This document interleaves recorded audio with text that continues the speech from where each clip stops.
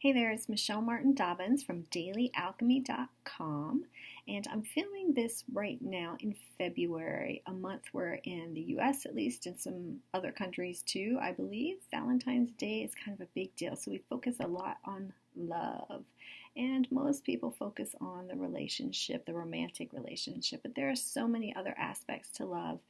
And I think that we should all focus on self-love a little bit more. I know some of us are really good at it, but I think it's always a continual evolving process. So I wanted to share one simple little practice I do that can ramp up your self-love, and it only takes about a minute. 1 minute. You can do this, right? So the technique is this. You're going to look at yourself through somebody else's eyes for 1 minute. But the trick is that person needs to be someone who loves you unconditionally. So if you're looking around your life and you're saying there's no one who loves me unconditionally, is this something that we humans are all striving towards? And it's not always easy. But if you don't feel like there's a person that does that, I actually use God. Some people may think of God as a judgmental person, but I don't. I think of a God as an all-loving, unconditional energy. So for me, God works. If God doesn't work for you, it might be your higher self. It might be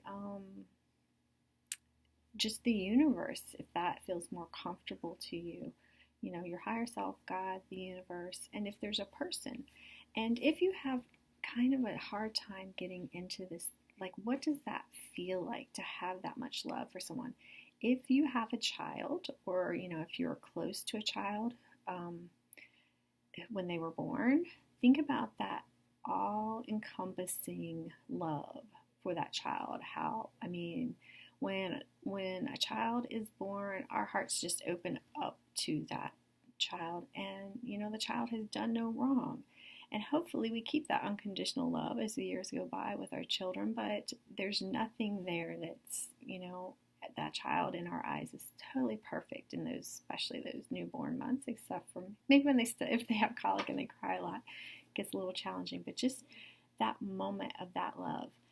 And what I want you to do is step out your side of yourself and pretend that you are someone else sending that love to you. Oh, another touchstone that you could use too are pets, because sometimes we just have such overwhelming love for our pets and our animals that's another great way to tap into that feeling. So if you find it tricky, tap into that first. And just sit there and spend a few minutes viewing yourself as if you already have this extreme amount of emotion of unconditional love for yourself. And a little bit of how that might sound like, especially for me when I'm thinking about God, I'll think, even like the things that I think are mistakes, I'll think of God looking like, oh, isn't that cute? She's still worried about money. Or, oh, she's gonna get that soon. She's just progressing through this perfectly, and she's on her way to everything, or she just doesn't even know she's already there. Oh, that's so sweet. I find that so endearing. I love that so much about her. So, and also you can love everything else about that. I love how she connects with her children. I love that she enjoys cooking. I just made that up because that's not me. But whatever you do, A, that you already love, notice that person loving them. But B, and most importantly, all the things about yourself that you don't love, step into them loving that about you. And you don't have to do this for a long time. Just do it for a few minutes a day. And really the trick is not to make it a rote thing, but to really feel the love. That's why I bring up thinking about your dog or your children or something that can kind of get that feeling, that juice going, because that's what you want to do to amp up your self-love. So give it a try. Let me know how it goes. You can always reach me at dailyalchemy.com. There are links to all my social media. If you're on YouTube, you can leave a comment below. You can send me an email. You can catch me on Facebook.